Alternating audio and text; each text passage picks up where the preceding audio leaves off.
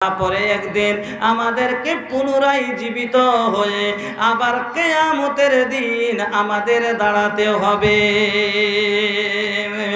মাহশরকে ধুপুয়া সে যেই হাজার তো বাদানা হওয়া, মাহশরকে ধুপুয়া সে যেদিন জর তো বাদানা হওয়া, तरस तो पनिया बिनु हमनी के मान हवा।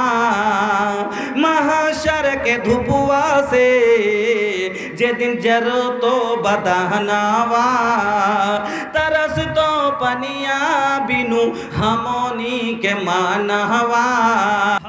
कौसर के पनिया नबी से पिलाई दियाना, अल्लाह नबी के अंगना दिखाई दियाना, अल्लाह नबी के अंगना दिखाई दियाना।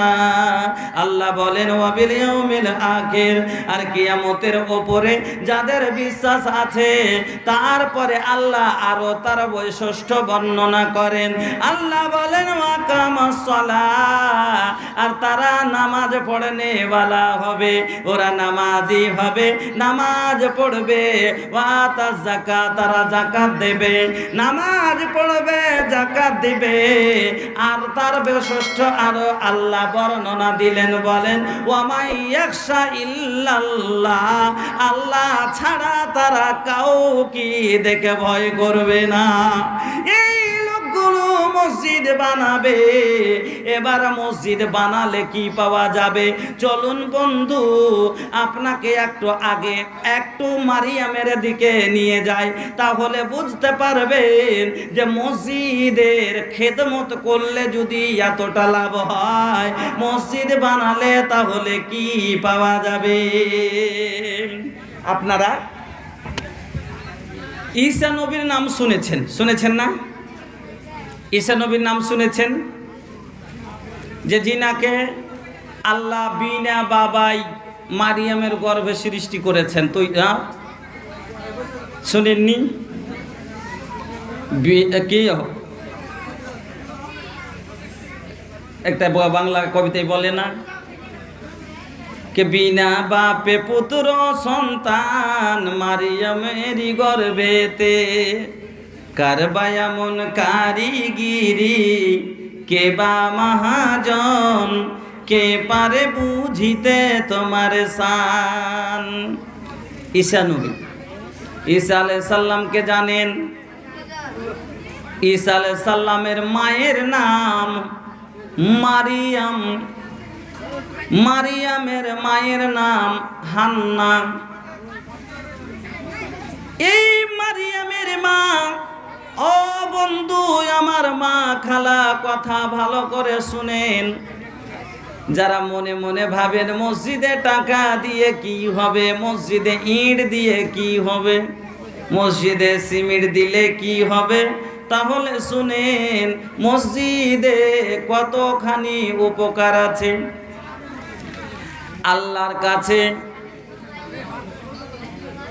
বাচ্চা চাই, আল্লাহ আমাকে একটা সন্তান দান করো, বাচ্চা কাচ্চা হয় না।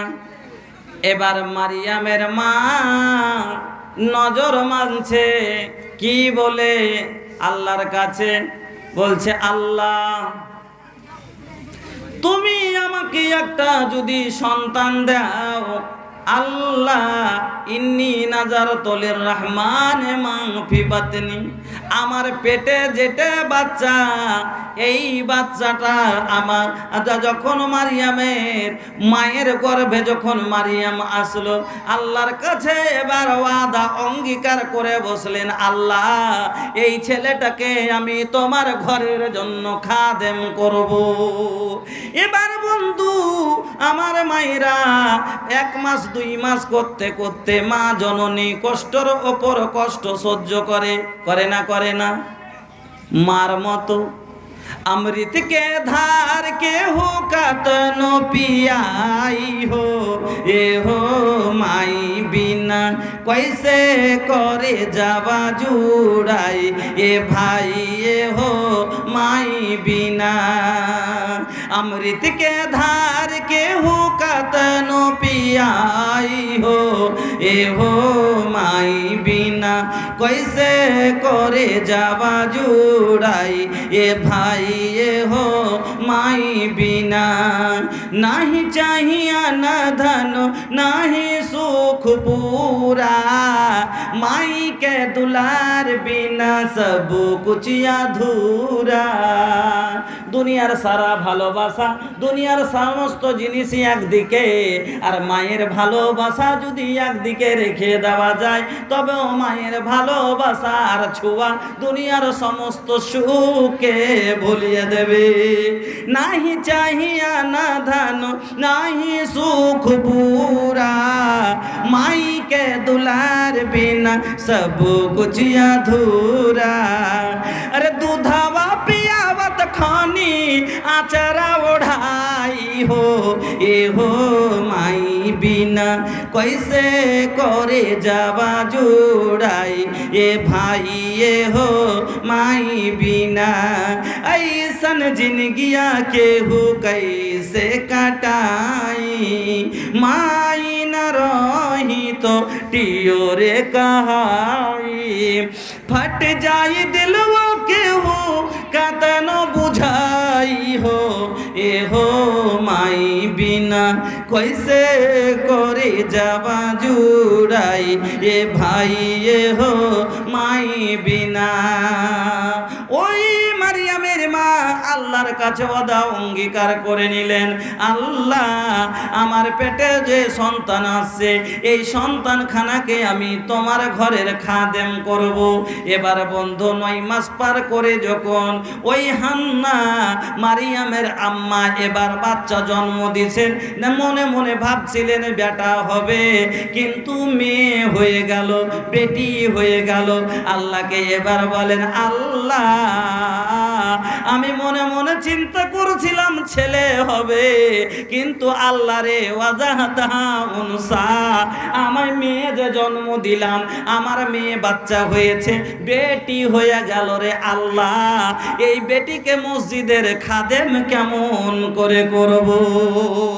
বেটা হলে মসজিদের কুয়াটারে থাকতো, এই বেটি মানুষকে কেমন করে দিব রে আল্লাহ? তারপরে কিন্তু আল্লাহর সাথে ওয়াদা করেছি, আল্লাহকে নজরে মেনেছি যে দিব তো তোমার ঘরের খেদমতের জন্য দিতে তো হবে। কেবার ওই মারিয়ামের মা ওই মারিয়াম আলাইহিস সালামকে মসজিদের খাদেমা বানিয়ে দিলেন। মসজিদের খাদেমা করে মসজিদের পাশে একটা রুমে থাকে, আর মসজিদের ঝাড়ঝাঁটা খুব শর্টে সেরে যাচ্ছে শুনে যান।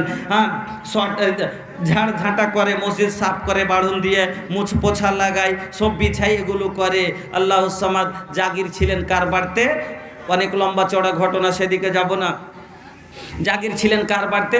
জাকারিয়া আলাইহিস সালামের বাড়িতে। তিনি হলেন মারিয়ামের খালু।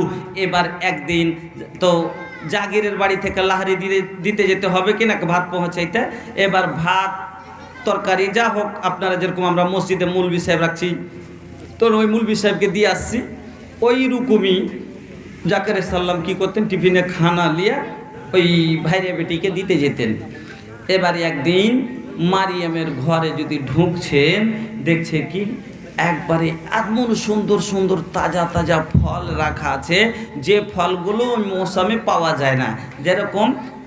যেরকম আপনি যদি আর কিছুদিন পরে আপনি যখন একবার প্রচণ্ড গরম, আর কিছুদিন পরে আপনি আঙ্গুর ঢুঁড়বেন, পাবেন না। ওই সময়তে ঠান্ডা ঠান্ডা ফলগুলো পাওয়া যাবে না। কিছুদিন পরে ফের যেগুলো ফল পাওয়া যাবে ঠান্ডার সময়, গরমের সময় পাওয়া যাবে না। গরমের সময় এরকম হয় কি না যে একটা ফল সব দিন থাকে না। মেনে নিন এখন কাঁঠাল, আর 2 মাস পরে কাঁঠাল খুঁজে পেবেন কি? পাবেন না। কেন? বছর ফের ঘুরবে তখন হবে। হ্যাঁ, দেখছে যে মৌসুমি ফল পাওয়া যায় না, এত দামি দামি ফল, সুন্দর সুন্দর ফল মারিয়ামের ঘরে রাখা আছে। এবার যদি দেখতে পাই তো জিজ্ঞেস করবে না করবে না এগুলো কোনটা পাইলে তুমি, এগুলো তো এখনকার পাওয়ার কথা লয়। এবার জাকারিয়া আলাইহিস সালাম মারিয়ামকে বলছেন, ইয়া মারিয়াম আন্না লাকি হাদা, ও মারিয়াম বলো তো এগুলো তুমি কোথায় পেলে, এগুলো কোনটি পেলে? মারিয়াম কি বলছেন শুনেন, কালাত কি বলছেন শুনেন, হুয়া মিন ইনদিল্লাহ, এগুলো আমার আল্লাহর পক্ষ থেকে এসেছে, যেগুলো আমার আল্লাহর তরফ থেকে আমার খাবার এসেছে। তাহলে বুঝতে পারলেন ভাইজান, বুঝতে পারলেন মায়েরা বোনেরা, যে সামান্য মসজিদের ঝাড়ু দিলে, মসজিদে একবার পোছা দিলে, মসজিদের সব বিছাইলে যদি জান্নাতের ফল দুনিয়াতে খেতে পাওয়া যায়, তাহলে বলুন তো মসজিদ বানালে জান্নাত পাওয়া যাবে না? যাবে না। ঝাড় দিলে যদি দুনিয়াতে আল্লাহ সব বিছাইলে যদি আল্লাহ দুনিয়াতে জান্নাতের ফল খাওয়ায়, তাইলে বলেন যে যারা মসজিদ বানাচ্ছেন, এই জন্য নবী আমার বলে গেছেন, মান বানা লিল্লাহি মসজিদান বানাল্লাহু লাহু বাইতান ফিল জান্নাহ, যারা মসজিদ বানাবে তার জন্য আল্লাহ জান্নাতে ঘর তৈরি করবে। এবার বিভিন্ন রকমের হাদিস এসেছে, কোন হাদিস এসেছে যে ছোট হোক বড় মসজিদ বা বড় মসজিদ, যে কোনো মসজিদ আপনি বানাইলেন আল্লাহকে রাজি করার জন্য, ইবাদত করার জন্য, আল্লাহ আপনার জন্য জান্নাতে ঘর তৈরি করবেন। এবার জান্নাত, মসজিদ বানাইলে জান্নাত পাবেন। আমি আপনারা এত দূর তাক শোনা আছে আপনার ঘে যে মসজিদ বানাইলে জান্নাত পাবো। এবার জান্নাত কি এমন জিনিস আছে জান্নাতে, যার জন্য এত আলিমেরা আপনারাকে বিরক্ত করছে? আলিমেরা নমাজ পড়তে কইছে ঠান্ডাতে গরমে, 18 ঘন্টা রোজা রাখতে কইছে, আপনাকে ফসল যেমনি হয়েছে ওষুধ জাকাত দিতে কইছে, আপনাকে মা ওষুধ জালসা টালসাতে চান্দা দিতে কইছে। জান্নাত কেনে নেকি পাইবে, যে হচ্ছে নমাজ পড়ো নেকি পাইবে, তাহলে জান্নাতে যাবে, হজ করো নেকি পাইবে, জান্নাতে যাবে। যে কোনো কথা লাস্টে যাই একটাই কথা, জান্নাতে যাবে। তা আখের জান্নাত খানে কি এমন আছে? আল্লাহুস সামাদ। বন্ধুরা আমার, ভাইজানের আমার, আমি আপনাকে একটু বেশি, তত লম্বা সময় নেব না, মৌসুম খারাপ, আমি আপনাকে বেশি লাই একটুখানি শোনাবো যে আখের জান্নাত খানাতে কি এমন আছে যার জন্য এত আলিমেরা বলছে আর আপনাকে আমরা বলছি এত।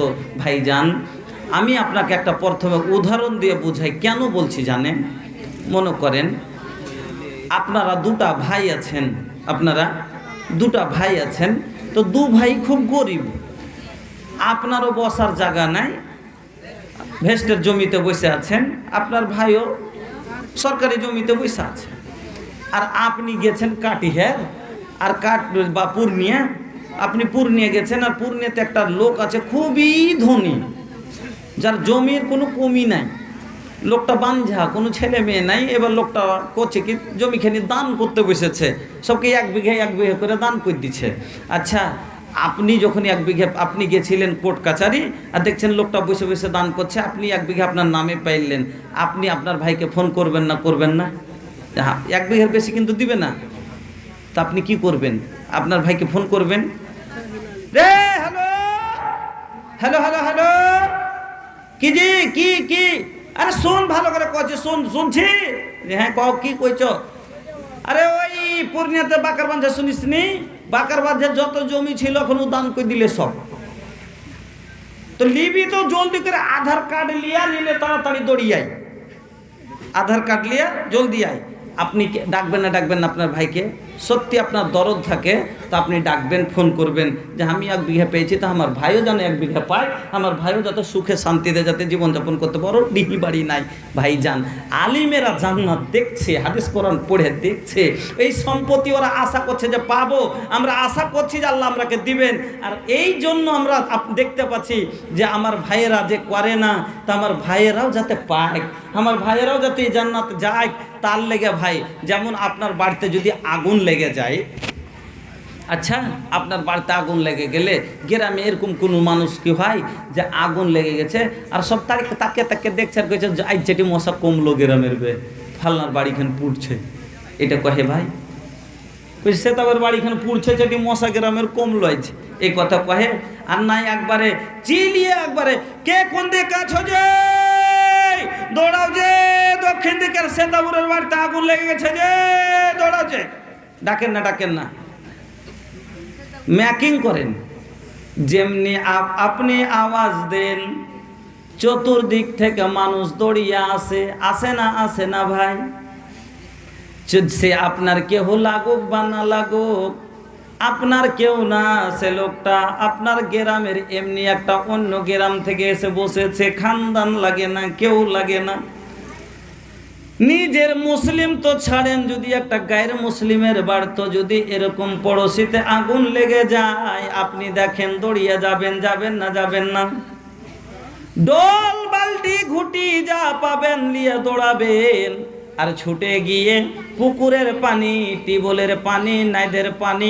ওই টিউবওয়েলের তলের নোংরা জল যাকে জীবনে কোনো দিন ছুঁয়েননি সেদিন কিন্তু আপনি দেখবেন না এটা নোংরা এটা খারাপ এই জলটা হাত দিব না ওই সমাখানি বাঁচাবার জন্য ভাইজান আপনি ওই জলগুলো তুলে ছিটান না কেন যে লোকটার বাড়ি পুড়ে গেল লোক বাড়িখান যদি পুড়ে যায় লোকটা অসুবিধায় পড়বে লোকটা কোনখানে থাকবে লোকটা কোনঠে যাবে বউ বাচ্চা নিয়ে ভাইজান গো আমরা আলেম সমাজ দেখছি মুসলমানের অবস্থা যখন দেখছি কোরআন হাদিস অনুযায়ী আমার এই ভাইয়ের জীবনে আগুন লেগেছে আচ্ছা ভাইজান যদি বাড়ি পুড়া না দেখতে পারি তাহলে কি আপনাকে আগুনে পুড়তে দেখতে পারবো বলেন আপনার বাড়ি পুড়া যদি দেখতে না পারি আপনাকে পুড়া দেখতে পারবো জি পারবো না আপনাকে জাহান্নামে দেখতে পারবো না ভাই আপনি আমার ভাই কারণ আল্লাহ বলছেন ইন্নামাল মুমিনুনা ইখওয়া মুমিন তোমরা আপসের সব ভাই আপনি আমার ভাই আপনাকে আমি আগুনে দেখতে পারবো না এই জন্য ভাইজান বন্ধুরা আমার এই জন্য আপনারাকে আমরা এত করে নামাজের জন্য রোজা করার জন্য হজের জন্য আমরা বলছি আর এই যে জানুক বা যে জান্নাতের এই বিশাল সম্পত্তি যেরকম আপনার এই সম্পত্তির কথাটা মিশাল দিলাম আমরা ওই জান্নাতের সম্পত্তি যাতে পান তার জন্য বলছি ভাইজান কি সম্পত্তি আছে কত বড় আছে কি পাবেন আপনাকে আমি সব শোনাচ্ছি থামেন একটু